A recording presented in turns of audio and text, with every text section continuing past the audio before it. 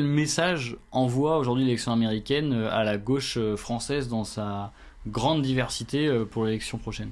On peut pas se dire que François Hollande ou Raphaël Glucksmann, c'est des équivalents structurels d'un candidat démocrate. Parce que le Parti socialiste, il représente plus grand-chose, alors que le Parti démocrate, ça reste un mastodonte. Voilà, c'est un mastodonte.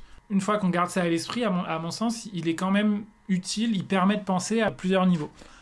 Le premier niveau, c'est se reposer la question de l'horizon positif qu'on donne aux classes populaires pour mettre au centre des politiques qu'on défend, du projet politique qu'on défend, l'amélioration des conditions de vie, à la fois au niveau matériel et au niveau symbolique. Donc ça, c'est la première chose, c'est cette idée de créer un horizon de rupture, parce que promettre qu'on va continuer à faire vivre le système tel qu'il existe, avec une espèce de supplément d'âme un peu progressiste, en fait, ça marche pas.